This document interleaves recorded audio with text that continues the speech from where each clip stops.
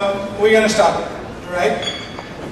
So, this session is called Reflections, and the way I try to describe this is a fireside chat with a lot of soul and a lot of heart.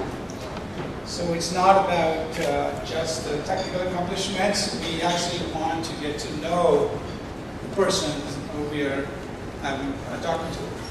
And today we're going to talk to Roy Want, who is the 2019 Outstanding Contributions Award. So let me, that was great. So let me say that the Outstanding Contributions Award is a sort of a lifetime achievement award. It's not actually about all the stuff you've done in your life. It could be a single accomplishment. But nevertheless, most of the people who have received it in the past have been ones that have done a lifetime of work that has impacted the community in a significant manner. And the way we select this is folks are nominated, and every one of these individuals is just awesome. And then the OCA committee, which is made up of all the past OCA winners, then has a long discussion, and then eventually there's a vote. Out of that, we select the individual. So it's the highest, like I said, the most prestigious honor and the highest award the community gives.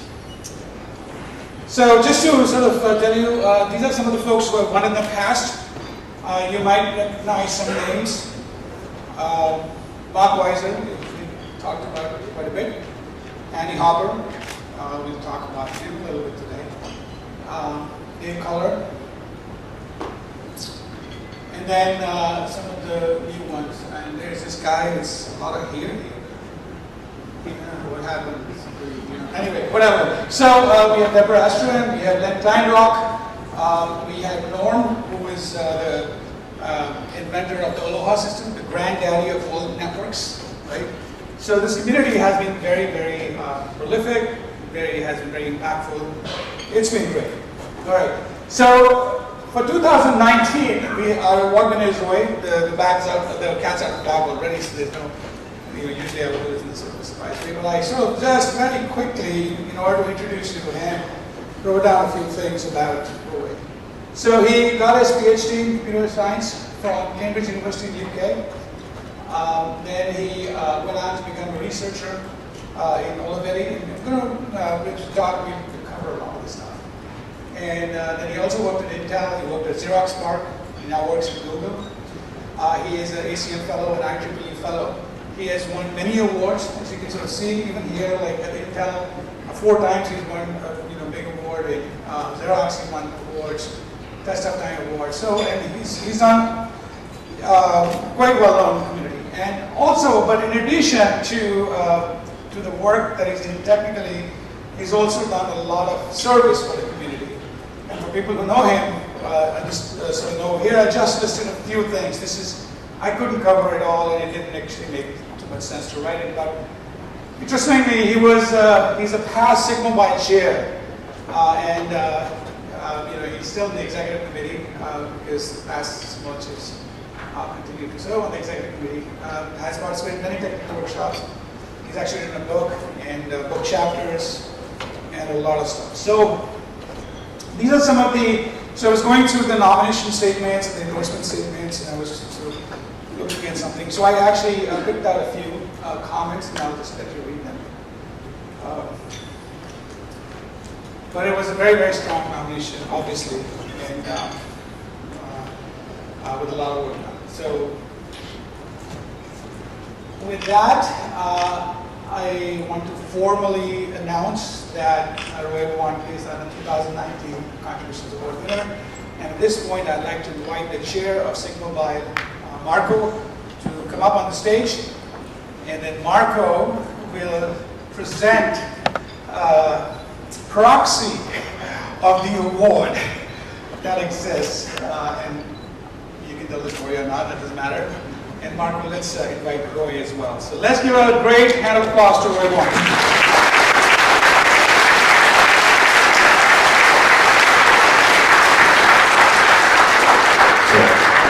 my presenting this award to you is truly a special moment. I'm not sure I ever told this story to you.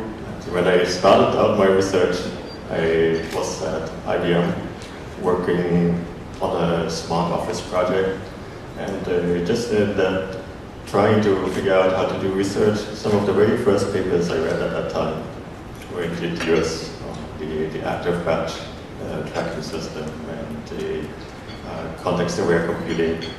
And these are the papers that eventually led me into this field, helped me find my own research career. And then when I met you here at the conferences, you were truly a very supportive mentor, sharing your wisdom, giving ideas. Really appreciate that. And I believe I can speak on behalf of the entire community when I say that I hope that you will continue to track us and support us for many years to come. And with that, I'd like to present to you our award. Normally, Victor alluded to that already. It is we have a special globe as the Outstanding Contribution Award. That globe decided to disintegrate during shipping, and the replacement did not make it in time, so the replacement... The replacement is a bigger globe. The replacement will be waiting for you in the United States, but we decided to present to you a special memento from Korea.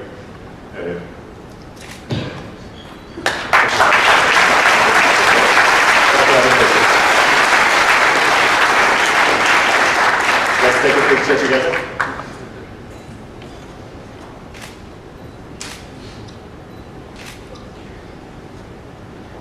Good. Congratulations again.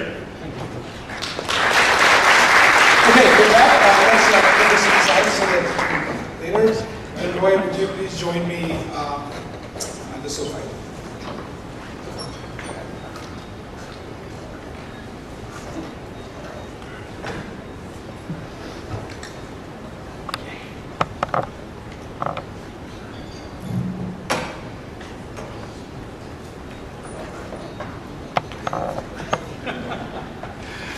I get too comfortable there. Okay. Well, congratulations on that. Well, thank you, and I would just like to say I'm extremely excited to receive this. I'm very humbled. I'm also very grateful that people consider what I've done to be worthy of this award. And the one thing that I think is very important is that all the projects which I've been involved in are involved with a lot of peers who've put a lot of hard work in. And I'm receiving this award, but I'd like to recognize everybody that has worked with me on these projects, context-aware projects, and in Andy Hoppy's lab, Mark Weiser's lab, particularly colleagues that stand out are people like Bill Schillett, Norman Adams, Trevor Perring, and now at Google also Wei Wang and Stan Chestnut. Fantastic colleagues to work with and allow you to accomplish some of these things, even if you're guiding some of these things along as well. But you have your cohorts behind you. No, one of the things, thank you for that and for mentioning those folks. But one of the things that I didn't actually say, but about Roy is that he's very, very humble, and you can start to see how he has appreciated other people as well. But okay, so what we're going to do is we are going to, I just want to sort of explain what's going to happen now. Okay, so I have a series of questions that I've prepared that I'm going to ask Roy. And we'll go through his, I'll try to do it in a way that we can kind of uncover parts of his life as it has progressed over many, many years, 3 decades actually, the technical life. And in the meantime, I am going to, at some point, about 43 minutes in is how I thought about my head, 43 minutes and 30 seconds in. I will open up the floor for Q&A. So, I just wanted to give you up-ahead warning in the sense of like, you should think about the kinds of questions you want to ask. We will do the Q&A for about 10, 12 minutes. And then I have a set of rapid-fire questions that I'm going to ask Roy for his immediate reaction to those. Once we have sort of done that, then there's some video, we'll play a little video that some messages that some people have sent to me. So that's kind of how it's going to progress. Be good? I think it's scarier than giving a talk. Yeah, well, it's supposed to be fun and lively. So Roy, how many of you have read Ayn Rand's book Atlas Shrugged? OMG, not too many. Okay, maybe a generation is changing. So there's a question in there in that book. The entire book is about an engineer and inventor, and whose name is John Galt. And the entire book is about who is John Galt. So let me begin by asking, who is Roy Watt? But let me add some more color to that. So I actually want, it would be nice for us to know a little bit about you as a person. When you grew up, the people who had influence on your life. I kind of sort of want to know why you decided to become an engineer, why you decided to go to grad school, get a PhD, and things like that. So just sort of reflect back and tell us who's Roy Watt. Okay, so why did I become an engineer? And I was actually thinking a little about this last night. I think the primary person in my life that influenced me was my father. He was a technician. He didn't go to university, but he was a technician at University College London. And he worked with a group that were based in physics, and they were building telescopes which would fly on high-altitude balloons. And these were telescopes that look in the infrared and ultraviolet and so on. But the key thing about it is that he was totally inspired by technology at the time, and he was a hobbyist, and people were building their own radios and their own stereos and remote control models, and he used to bring all these things home, and our kitchen table was sort of full of these projects. And as a young age, I was just fascinated by all this stuff, and I wanted to learn more about it, and I just got totally wrapped up in it.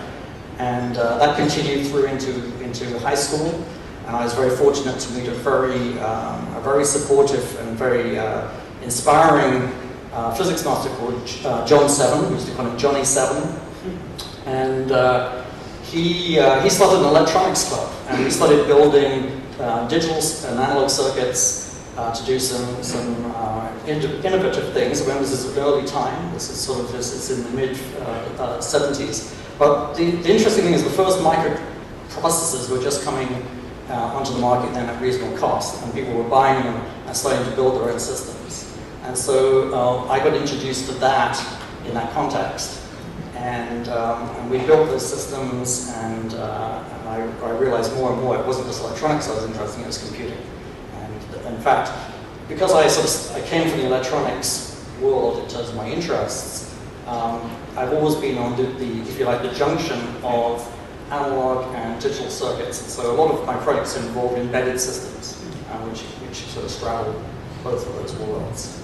And so that set me up, and of course my interest fed into my academic world, and I got into Cambridge initially to be a physicist, but sadly I was a bit of a failed physicist, and I transferred after my first year into computer science, which is also something I had taken on a role in my year off between school and university, and I had really got into the subject, and so when I went back to physics, I went, this is really what I want to do anyway. And so in my second year, I was now actually doing the subject I wanted to do, and of course it all goes from there. And then grad school after that? Yes, so that led to grad school. I was in the Cambridge Computer Science department, and I was fascinated with distributed systems at that point, which was the key sort of research area. I joined Roger Needham. He was my supervisor. One of the greats. Yeah, he was one of the greats. And the whole department was a very pragmatic department, and so they were interested in building things and measuring and exploring what they'd built. And so they had something which was called the Cambridge Model Distributed System, which I used to think when I first heard about it was a model for distributed computing, but actually it was like model as in model railway. But it had its own unique characteristics about how they architected it. And one of the things as I joined the group is that they wanted to start adding not just data but multimedia into that system. And actually this was a I didn't realize it at the time, but this was the beginning to a jumping off point for some of the projects which came later on. Yeah. So we built a telephone system which would run over Cambridge Ring, which is so this is pre-Ethernet sort of ruling the world. A lot of people thought that ring technologies were the thing to go with because you could mix multimedia and data traffic in a way which was a very fair sharing of those capabilities. So you said you joined CS, but when you were growing up, you were thinking that was mostly, it looks like electronics and engineering kind of thing. So that's right, because computing wasn't that available when I was growing up.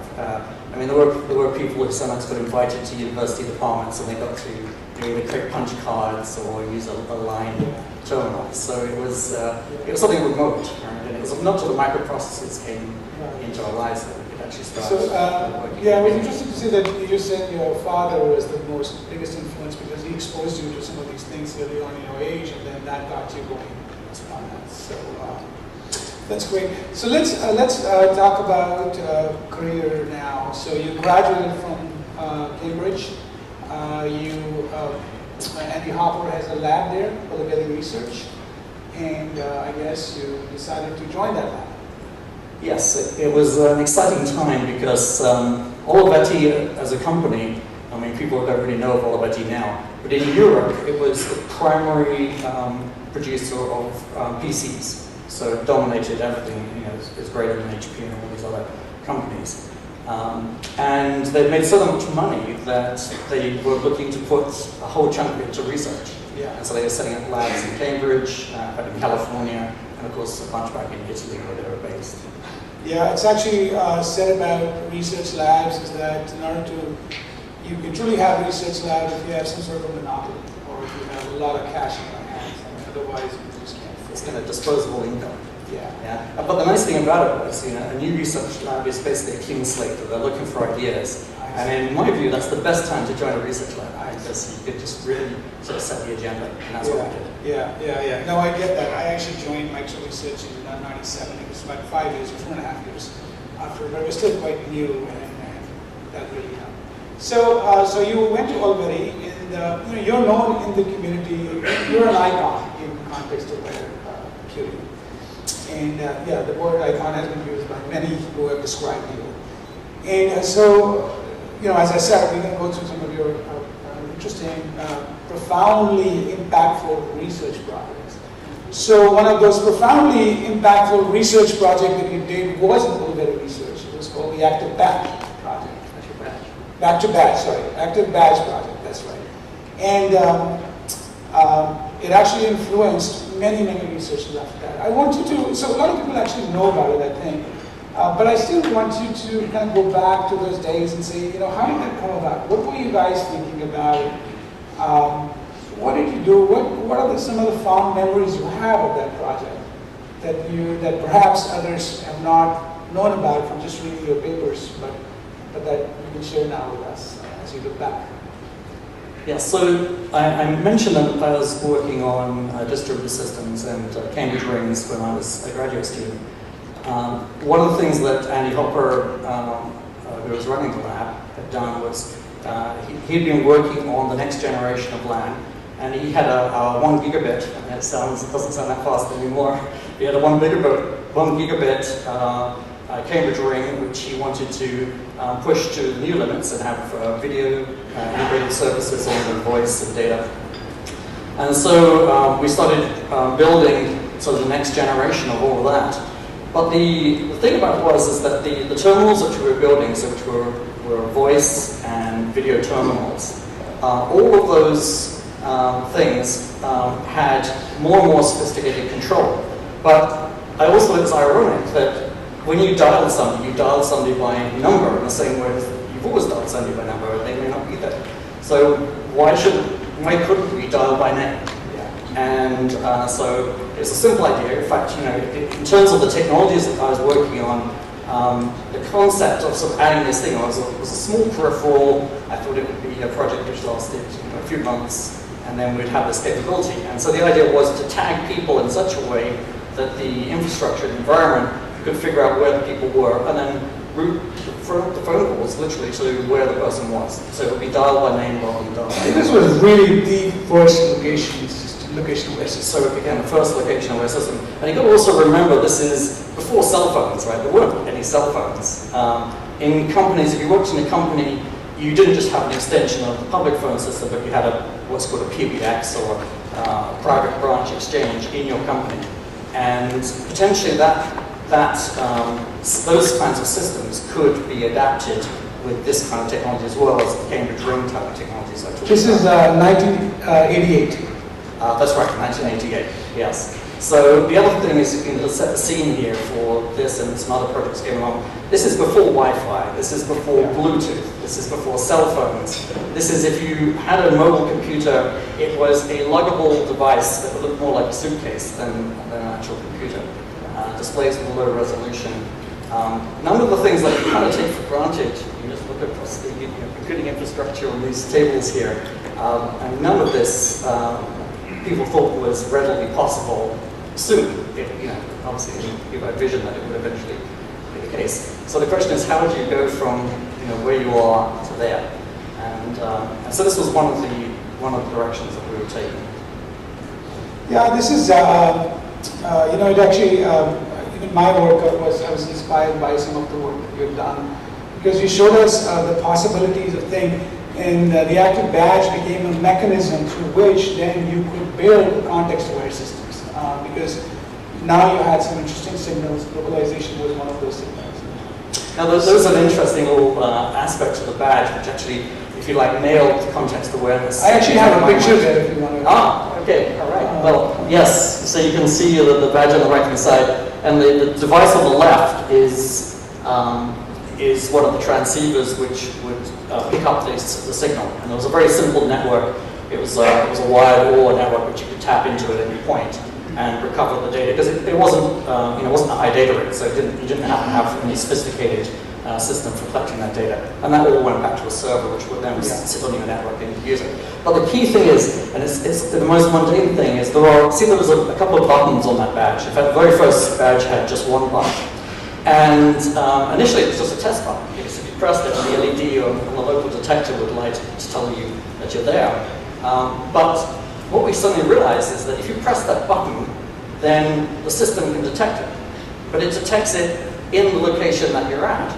And so if it means something, in other words, if it controls something, then you've now got a location control system. Because if I go to a different room and press the button, it can mean something else. You go somewhere else, it can mean something else. And then the other aspect is, well, you know where I am, but also you know where all your colleagues are. So if your colleagues are in the same room, then pressing that button could mean something totally different. And so it's just a single button, a single bit, but there was all this richness because of the context of you and your colleagues. And so now we're going to think, okay, so there's a system here. Right. How many of these badges did you actually build, and was everybody using them in the lab? Yes. So what happened was we built about 30. It was a very small run, and we got some plastic cases made from a small firm near us. And part of the challenge was to make them small enough and the batteries would last long enough. And so there was a bunch of engineering which went into making them perform well, and also the quality you're prepared to put on your shirt. Yeah. Have it there. And we had a number of visitors to the lab from other research labs at that time, and they saw them and they wanted them. And so we decided we were going to build a batch of 1,000. And at the same time, we were going to another generation of the technology. And these badges, and this is probably how it became so well known, is that MIT Media Lab wanted a batch. Chris Schmatt was the recipient of that. Yeah. DEC, CERC and DEC World wanted some, and Xerox PARC wanted some. And I think it's probably the University of Toronto had a batch, and so on. And that consumed 1,000 or so. And we basically sold them near on cost, so that it was affordable for the different groups. And then other people started thinking about their own ideas about how to use this context awareness. Yeah, it was a wonderful project, I think. So moving on, you moved from Ulibarri, from Andy Hopper's lab, you moved to Mark Weisser's lab in Park. And Mark, many people have talked about him. sort of was one of the first, in fact was the first to articulate the vision of ubiquitous computing we know of as of today. So could you just think about like how was it working in that lab, working with Mark, the energy you were feeling or others were feeling, and you know, kind of discussions you used to have. Well, I mean, the reason I went to work with Mark is that, to be honest, I've been working in Cambridge for over 10 years at that point, and I thought I would never leave Cambridge. And you know, then I heard about Mark Wise's vision of ubiquitous computing, and I met some of his colleagues at Park, at conferences. And you know, I thought this was a great opportunity.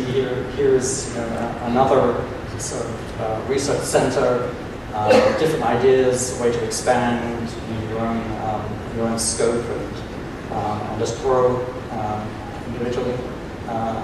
So I joined Mark's group, and you know, he had this famous sort of analogy, is that we'd like to explore ubiquitous computing, that's computing embedded into the environment and used as part of work practice in such a way that it becomes invisible or disappears into the environment.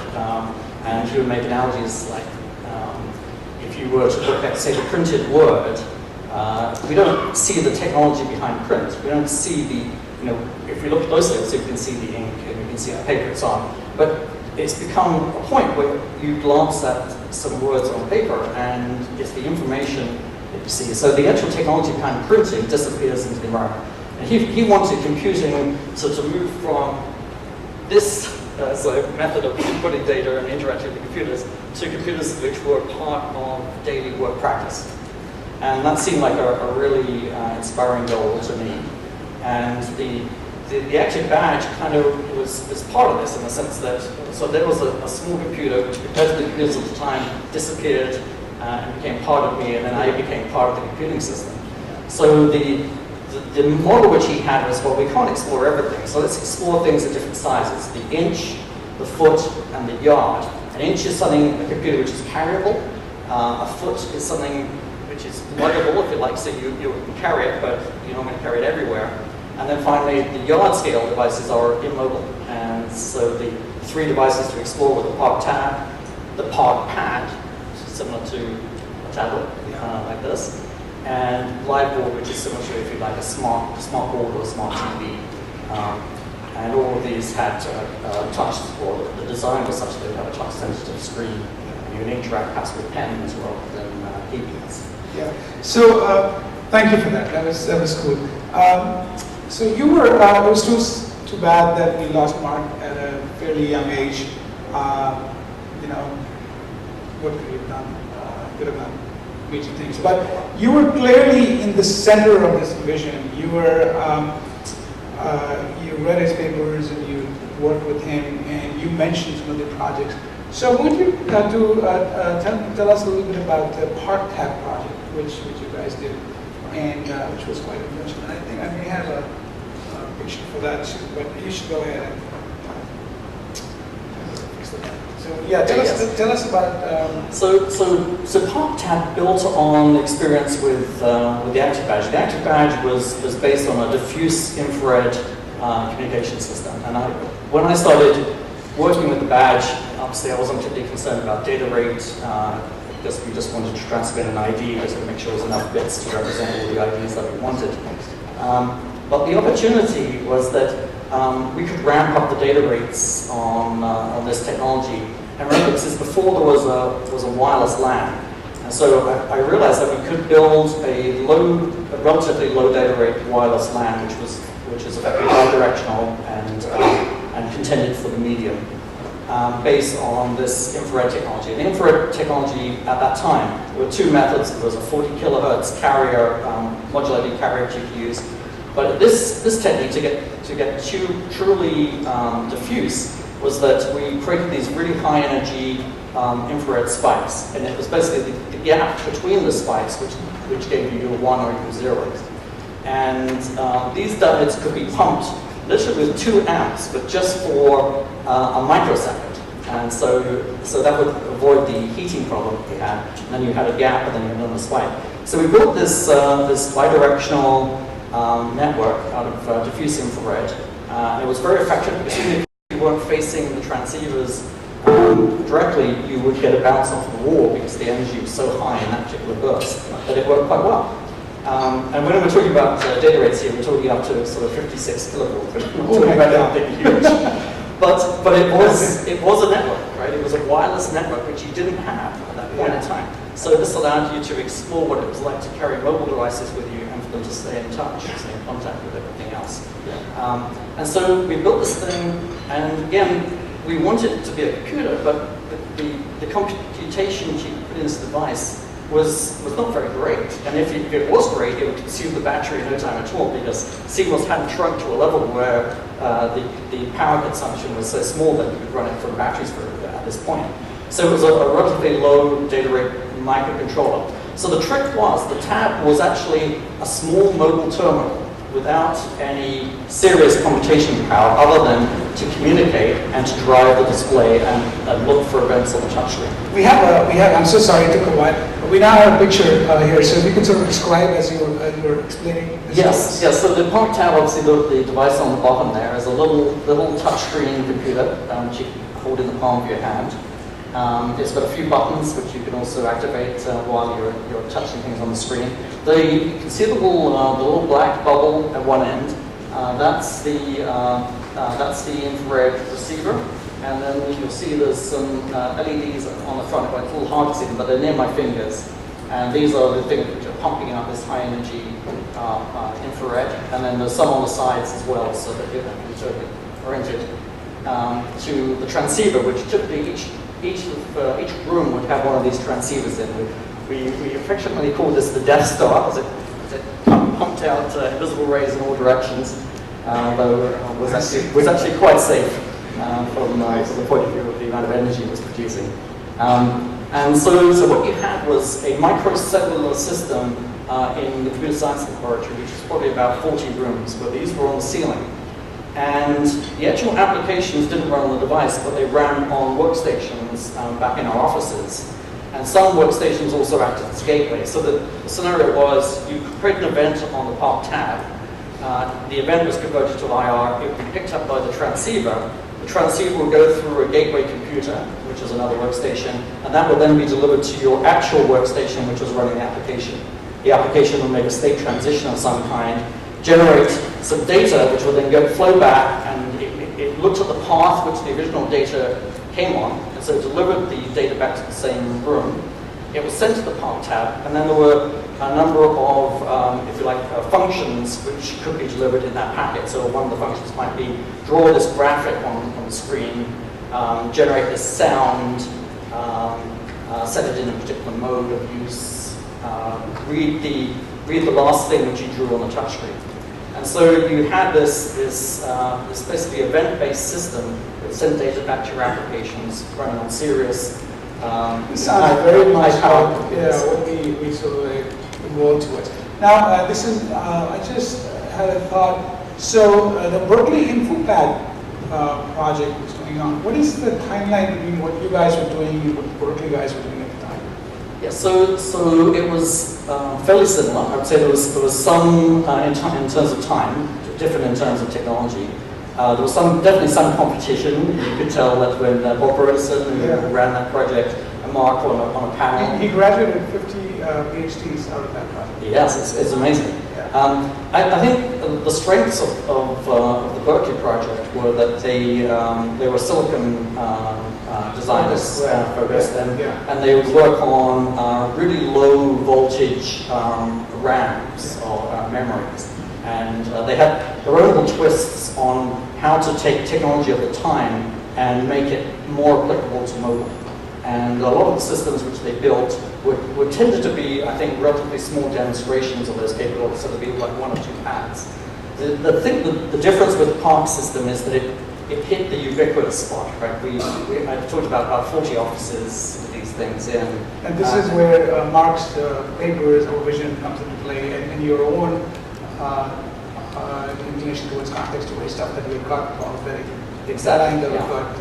So we pushed this quickly as we could towards applications, so you can start seeing how people can use this. And also there was effort put in, some of the guys who were working with us put effort into making the library such that it could be effectively like a toolkit to build applications. And so you had this thing with built on it, and a lot of people in the lab contributed applications in the same way as we think about writing applications for smartphones now. And in fact, when you look at that type device, there is some similarity to smartphones that we have today. Yeah, in fact, so let me show you, let's see if this works now. I want to talk a little bit about, I read up a little bit, and I know that John Brown, who is the chief scientist at Xerox PARC, and also at this I guess, he became head of PARC at one point? Yes. Director of PARC? Yes. So he described a project called Hikari, I guess. And the interesting thing about that was that you were the primary architect of that, and you put MEMS devices in there. And just for some of you who may not know, this is 1996. Now we take MEMS for granted, but I think this was probably the first system that used MEMS for gesture recognition. Is that correct? I think that's true. I mean, it's always difficult to say you were the first to do something because there were, other research labs experimenting in this area for sure. In fact, the PARC tab had experimented with this concept of putting sensors on the device. So you saw on the earlier picture, you saw it being held in one hand. But of course, if you're a left-handed person, you'll hold it one way. If you're a right-handed person, you hold it the other way, and you have to flip the thing over. So all the graphics have to effectively change. Or you have to tell the system what it is. So in those systems, we used the Mercury switch, if you believe it or not. I had a little tiny Mercury switch, which did it. But of course, we thought, well, if you have some serious sensing in there, and analog devices were just starting to come out with their range of MEMS-based chip solutions. So I think it was the ADLX202 or something like that. It was a 2D MEMS device in those days, and it wasn't that high power. I thought, oh, okay, let's see what we can do with that. And there was also another sort of group of people I started working with after the PARC tab, which we called ourselves Extreme UI. In other words, let's push UI to the extreme place. And so we started adding and thinking about what it meant to add sensors to mobile devices, which would fit in your hand or fit on your arm, and how that might change the paradigm. Because of course, PARC was the home of the desktop, the icon, I guess the web interface, Windows, so there's icons, menus, and pointers. It's also another evolution. And of course, today's computers have some of those capabilities. Certainly we have on the smartphones the portrait landscape automation. And this device had that back in 1996. We could move between the two. And we explored a number of other interesting concepts there, including if you like, a ball-bearing UI. So the thing that you're seeing now is actually a photo grid, obviously very low resolution compared to today's displays. But the idea was that you would press a button, and as you could then tilt the device. It would be like one of those ball-bearing puzzle games, and the window would move across. And then when you got it to the right position, you would let go of the button, which just felt like a clutch on that system. And you would then select it and then open up to be the full photograph. So that was a 2D example. Then It's really exciting to see these things, because at that point nobody had any of this stuff. And so when you were doing this thing, now we just take it for granted all these devices, but imagine being the first to have something like that and showcasing it to people coming to the lab and things like that. It was certainly exciting. Yeah. And I think part of it also is that you have to be very grateful to the managers of that time, so that you have a freedom to run with these things. And it was a time when there was a lot of new technologies coming into the fore. So I want to come back to that particular point in a couple of minutes. Okay, so I'm not going to ask you a question on it, but I just kind of wanted to mention that there was this electronic tag project that you were also involved in, and it was based on RFIDs, and you wrote a pretty substantial paper about bridging the physical world with the computing world, which articulated very clearly a vision where RFID tags would be integrated with mobile devices and how one could use it. And I think that was a pretty amazing piece of both work as well as the articulation of the vision of RFID. But I want to keep moving forward. So, so you went from Andy Hopper. It's an interesting observation as I was thinking about what to ask Roy. I thought, he worked for Andy Hopper, who then became a Sigma OCA winner, and then he also worked for Mark Weiser, who was also an OCA winner. And here you are, another OCA winner. So I think those days you guys produced some remarkable work, which is now we are starting to sort of acknowledge and understand how impactful that has been. And you mentioned the earlier part. You also worked with another great, which was Roger Reed. So I would say, or wouldn't you say that in your course of life you've been lucky to work with some of these giants of their times that were also very visionary. Roger Reed was an amazing educator as well. So I just thought you might want to sort of say some thoughts on that. Yes, I mean at the time it's interesting. You look back and you realize how great they were. At the time, they're just your peers or your guys or your managers, and they clearly, they create. So part of the success of all of them is that they were in a position where they were the director of the lab, and they created an environment. And this is the key thing, where everyone was excited, they built up over each other's ideas, and they found the funding to do what people wanted to do, and they could see where it was going, and they also painted the big picture of what are we trying to achieve. And I think if you can find yourself in that sort of environment, you're very lucky. I think I'm very lucky. Right. I think I actually wanted to bring out that point because while there's a lot for some of the junior folks, I think there is a lot here for the senior people too, who find themselves in this situation where, for example, when I consider my job, I actually derive a lot of inspiration from those managers and those folks who were able to create greatness. And in some sense, just learning from how they got it done is something that I want to put in mind. So, okay, moving on. We talked about algorithm research, we talked about Park. And then you moved to Intel Research, and David Tennenhouse sort of grabbed you or brought you into one of the lablets that was run by Dave Cullen, right? Yes. Oh, actually, no, not a lablet. You were in the main. So I was actually in Santa Clara. So I should explain that David came in and he was chartered with forming a new research organization within Intel. It's not that Intel didn't have research before that. But Intel had the philosophy that an organization has a certain length of time, I think, and every now and again you need to refresh. And so they wanted new ideas, a new perspective, and so Dave was brought in to provide that. And he created the university lablets, and he also created programs called the SRP, which were the strategic research projects. And that's the program that I joined. And so my project was one of many of those that were funded at that time. And one of those projects was the personal server project. Right. So you recently, or maybe a couple years ago or so, recently received a 10-year award from the Unicom for the personal server project.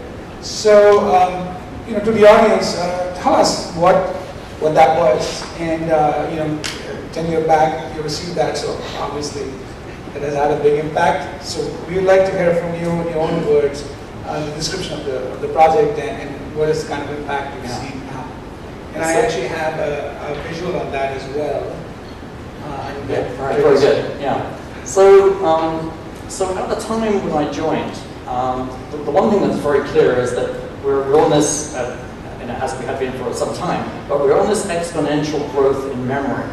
And if you keep doubling memory, so if you start off with something which is like 1K, you get to 2K, it's not very interesting. You get to 4K, it's not very interesting. But as those numbers started doubling up, you got to the point where you had a megabit memory, or a couple of megabits, which is enough to store a song. And then you keep going and you get to a point where you get enough memory where you can store a video in the memory. And so in other words, it's not just the fact that you're doubling and you're getting this exponential growth, but you're crossing, if you like, boundaries of human capability. And you start getting into sort of perception errors. And about the time when I joined Olivetti, IBM had just produced a 1 gigabyte flash, not flash, but 1 gigabyte disk in a little tiny memory card. And that really got me thinking, saying, well, let's project out another 10 years and how big those memories are going to get. And of course, Flash was also on its heels as well, probably about a factor of 4 behind.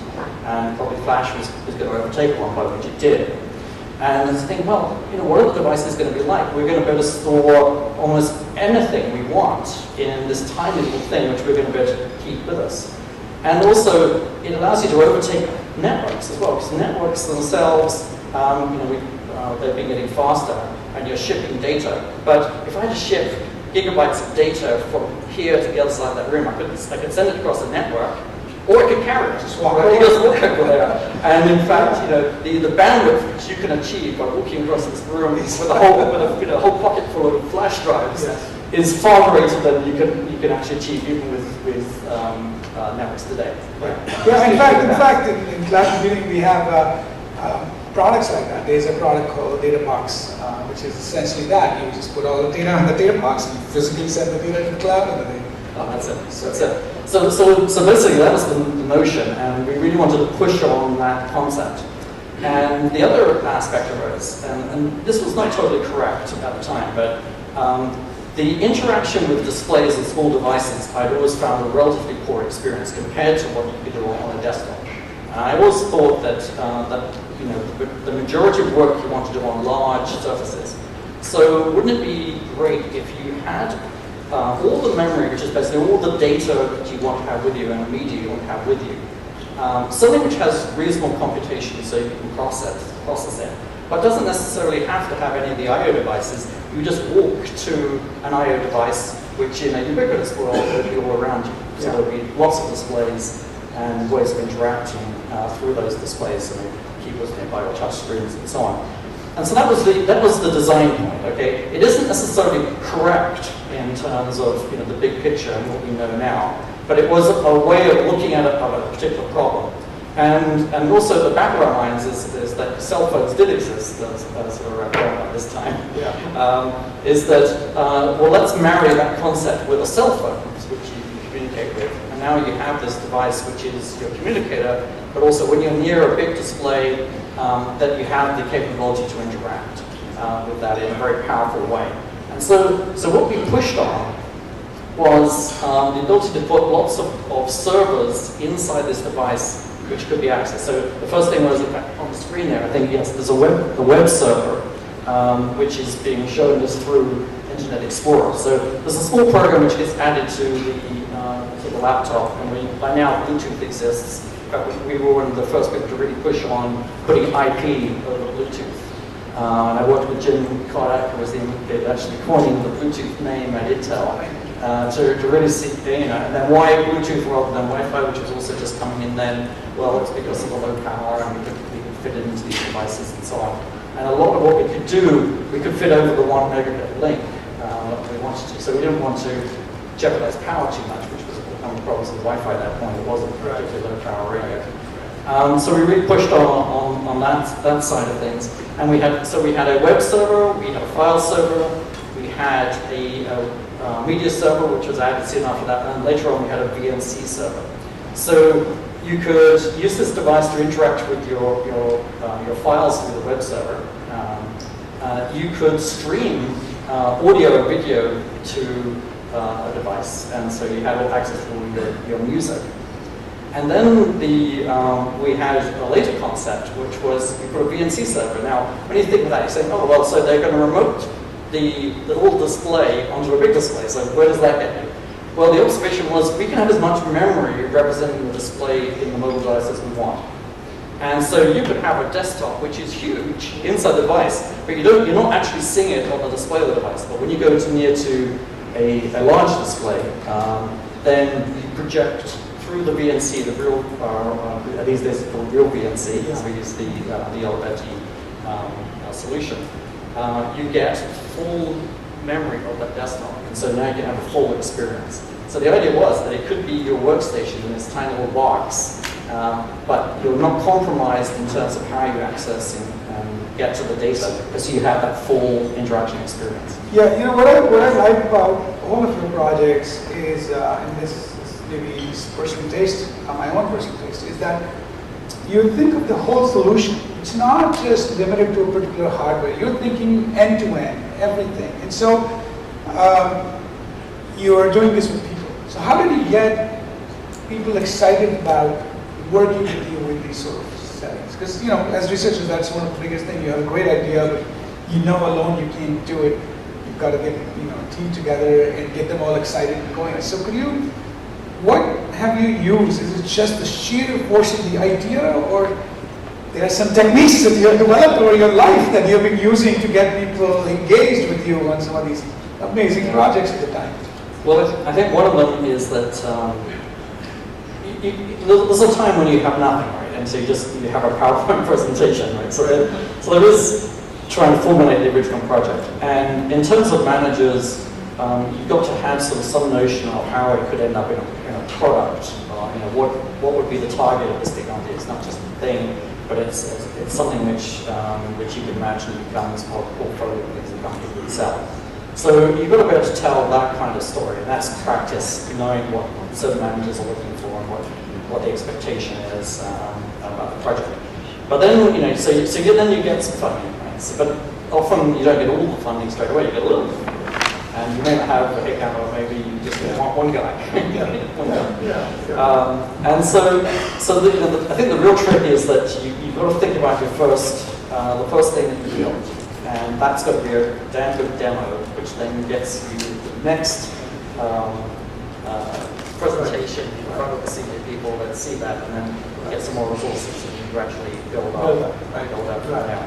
And storytelling is a big part of it. Right? You've got to keep the story going, and you've got to talk about different aspects of... managers, at least the high-level managers, or maybe in the academia, it's not necessarily about the technical details of the thing, but more about what can I do with this? What can I do with the deck that you're building, for example?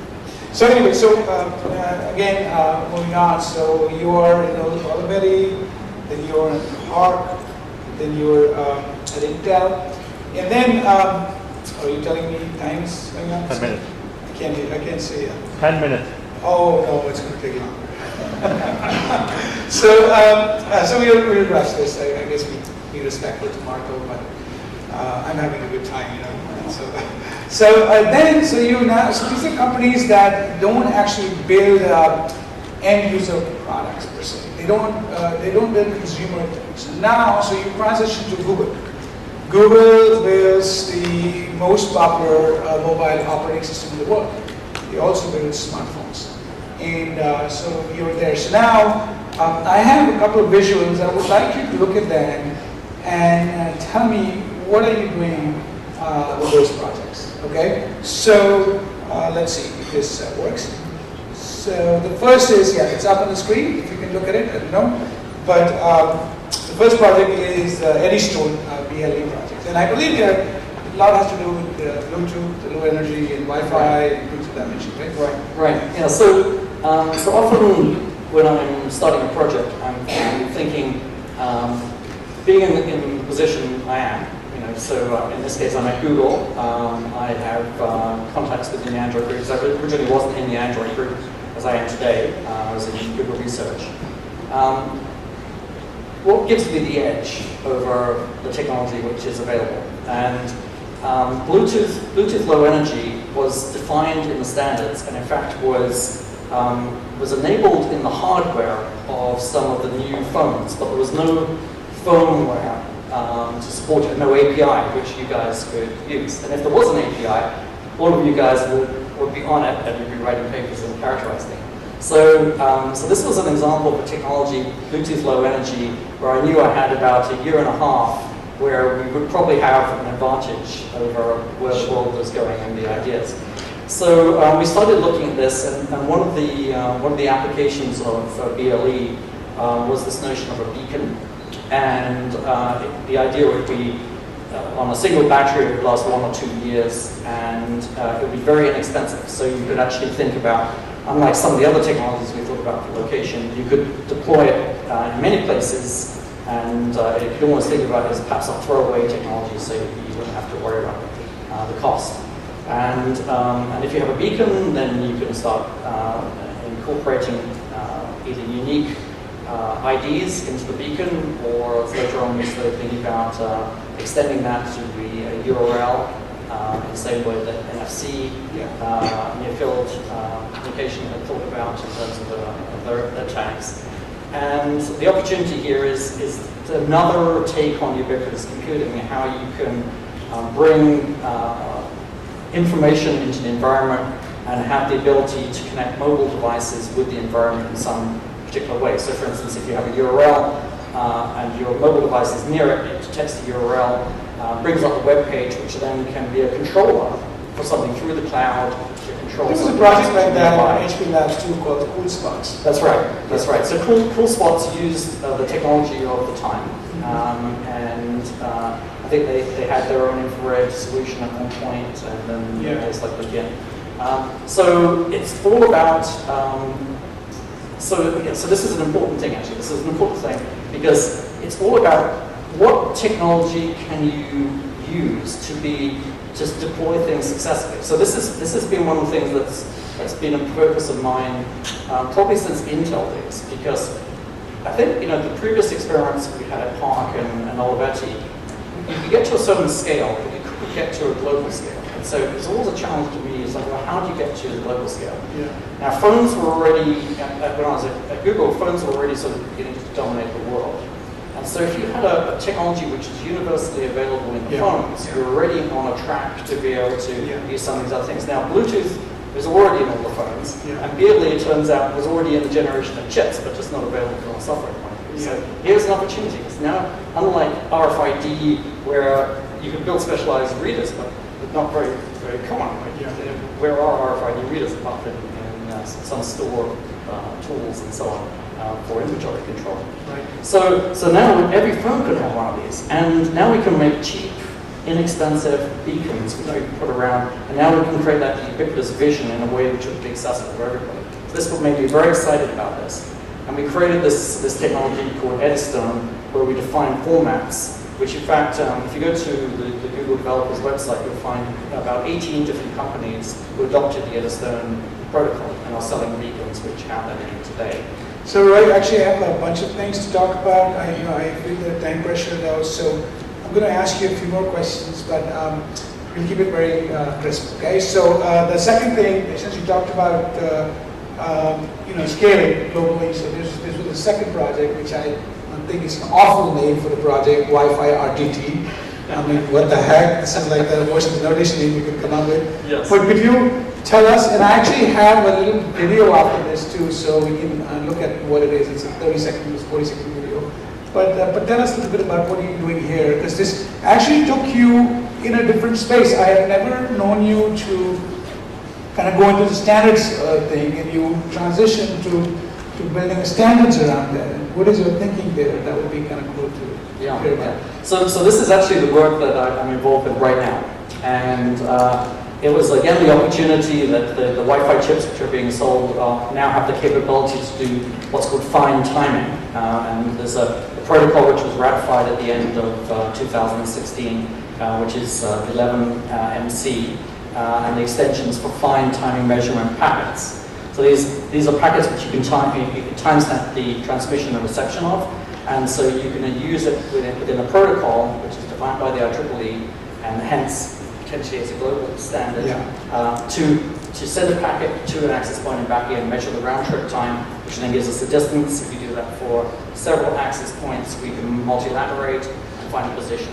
So finally, both Victor and I have been working on positioning at different levels, at different points in our career. So finally, here's a potential to get fairly accurate positioning. Maybe we can show the video and you can sort of so I think this works. I try to make this work, hopefully. So this is in a nutshell.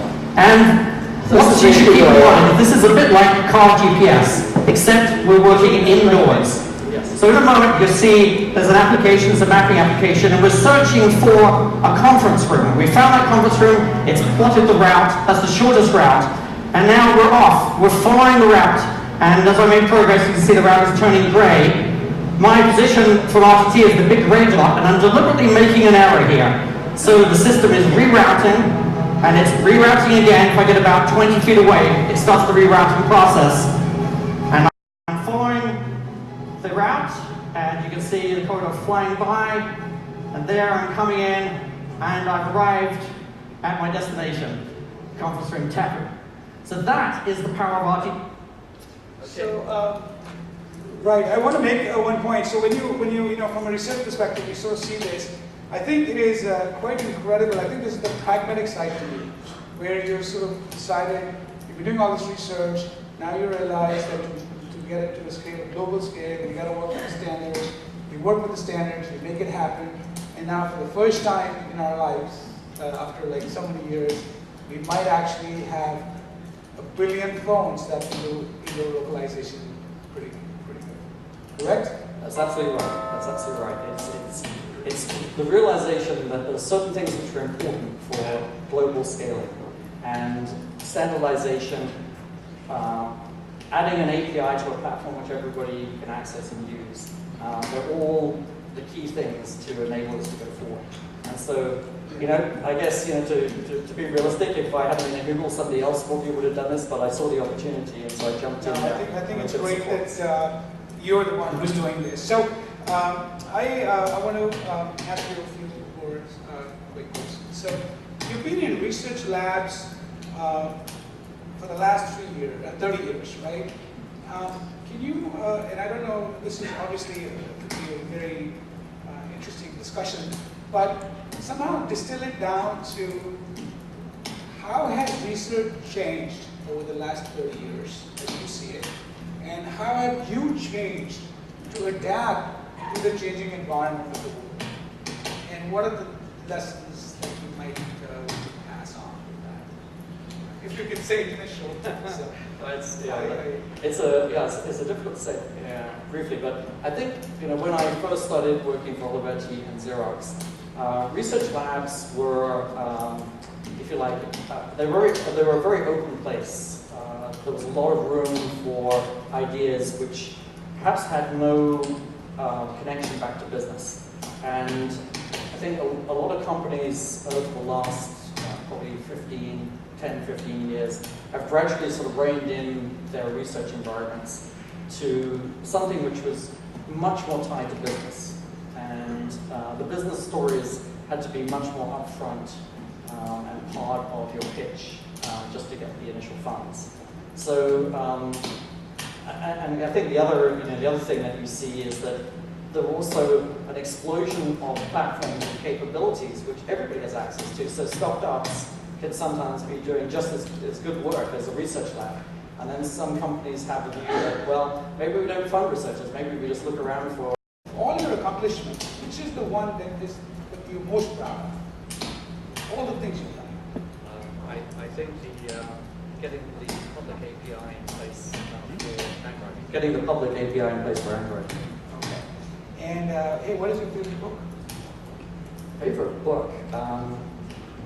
Recently I reread Asimov's Foundation, and I love that book. So yeah, I'm a big science fiction fan, so there's probably a whole bunch of science fiction I could read. Mine is Godfather. Okay, so name a scientist and engineers that has had the most profound impact on you. Well, I think Mark Weiser. He was both a mentor and somebody you looked up to. Yeah, that's good. So now I'm going to give you some multiple choice questions. As an example, the first question you got to pick one: iOS or Android? Android.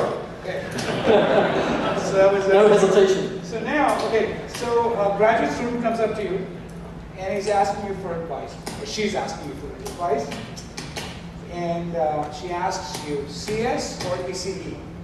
CS. Hardware or software? Software. Industrial research or academic research? Industrial research. More leverage. Okay. Research or engineering? That's a hard one. Maybe engineering these days, yeah. Engineering. Okay. Project 2030. Which is the right company to work for? Google, Intel, or something else? I would say Microsoft. Google. Alibaba or Amazon? Where does he get these questions? Huh? Amazon. Amazon. Who is a powerhouse, China or the United States? I haven't got a crystal ball, I don't know. A researcher wants to do location, and they say, should I put it on active badges, IR location, or radar, RF location? Radar. All right. And the last question for you, Roy, is which will be the next lab that you'll be working for? Okay. We are done, but as we are done, there were some friends of Roy who couldn't make it, and they sent me some video clips. So I'm not going to have you stay, but I'm going to play them because Roy and I can stay, and we can take a look at that. But you feel free, welcome to stay. So let's see if this works out. So there's a remote. Hi, Roy. You guys can Greetings from Tuscany. start moving if you want. Warmest congratulations on receiving the SIGMOBIL Outstanding Contribution Award. I'd like to share with you a story about a time when the work on the active badge location system made a deep impression on me. It was the first half of the 1990s, before we were friends. As an aside for historical context, this was more than 10 years before smartphones. I made an informal visit to Xerox PARC on a day you weren't there. My host, Karen Peterson, arranged for me to meet with a few researchers. Near the end, she asked if there was anyone else I'd like to speak with. I suggested Mark Weiser, who I'd gotten to know at a few conferences. Without a second thought, she tapped a few keys on our workstation to look up Mark's active badge and see if he might be available in his office. A moment later, she told me he'd been in the lab earlier and had either left for the day or chosen to keep his location private for the moment. I remember thinking, this is the future. Thank you for all your contributions to mobile computing, and congratulations again on a well-deserved award. Roy, I'm sorry I could not be present at MobiSys this year to congratulate you personally. I'm actually in Stockholm. There's this beautiful city behind me, and that's the city hall where the Nobel laureate dinner banquet is actually held. I thought this was a good place to actually make this video. Congratulations to you for winning the Outstanding Contribution Award for SIGMOBIL. This is a really outstanding award, and your research has been close to my heart, especially the things that you've done in localization, active badge systems, RFID, and many others. Congratulations once again. Next time I see you, I'll congratulate you in person. But right now, have a wonderful time at MobiSys. Congratulations. Hi Roy, greetings from Lancaster. So, you probably don't know this, but you're one of the reasons that I ended up with a career in computer science research. I was a graduate student, and one of our professors came back with some active badges, and I got tasked with writing applications to use that system. One of the applications I made was a public display that reacted to people's presence using the badges, and that went on to shape pretty much all the research I did for the next 25 years. So, you had a huge impact on that work. And then, of course, we've worked on lots of things over the last 25 years, but I particularly remember the 2 summers that I spent at Google Research where you were just the perfect host. So thank you very much for that indeed. Hi Roy, congratulations for winning the SIGMOBIL Outstanding Contributions Award. I want to start by telling everyone a story about Roy that sort of speaks to how I think of him. Many years ago, I was sitting in a program committee meeting, and we were a whole bunch of more junior researchers, and we were all debating this submission that was sort of performing a small set of measurements and characterization on how short-range radio waves were propagating through human flesh. And at some point, sort of Roy started smiling with his typical smile. He stepped in and pointed us to this other paper from electrical engineering that appeared in some article journal that none of us had heard before. And he dug out this paper and we started reading it, and we realized that the electrical engineering community published a whole bunch of experiments that went way beyond sort of the set of things that our paper here, our small paper here did. And this kind of speaks to how we sort of all learn from his ability to bridge sort of the software community, the computer science community, with sort of the more electrical, electrical engineering and more hardware community. And I was very pleased to see this actually manifest in the nomination. Roy is the only person, only researcher receiving this award who, his nomination was recognized not just for his software contributions, but also the hardware ones. So yeah, so I think this is great, and congratulations again. It's great having you around. Thanks, Roy. Roy, some folks think that your work on ubiquitous computing started here at Xerox PARC when you worked with David in house. Some people think your Unicode work started here at Gates School in Cambridge. There was no Gates building back then. We didn't have a palace like this. No. We were in the old music school, remember? Of course, that actually was the starting point. That was the point where we couldn't find our voltmeter, and you connected up an acoustic sensor to the network so the network could whistle up the voltmeter. We could find it whenever we needed it. The start of your work on indoor operation. One day Gaetano Borello told me that the real secret, the starting place of every one of your ubiquitous computing projects is right here. Let's go look inside. This way. We're getting close. We're getting close. This is the place. Gaetano said that every one of Roy's projects starts with a trip to Prague, where he finds a box, maybe one like this. And then based on the size of the box, Roy figures out what kind of magical ubiquitous computing he can put inside. Got it. I wonder what Roy's going to put in this. This could change the world of ubiquitous computing. Again. This is the last one from Sumit Banerjee. Congratulations on you. I'm so excited that you are the winner of the OCA this year. Over the years, I've always tried hard to explain to my students how to do useful and practical applied research. And you are a perfect example of that in the community. Of course, your work on active batch is well known. And I think the way you have grounded your work over the years in real situations has always inspired me and inspired a lot of our students and future generations.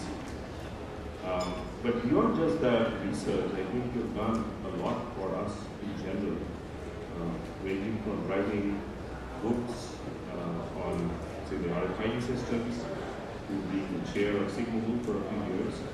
I think I find you to be a perfect example of how one develops your career in our community. So congratulations again, and I hope I'll see you do more of that in the years to come. Okay, on that note, let's give a great round of applause for our great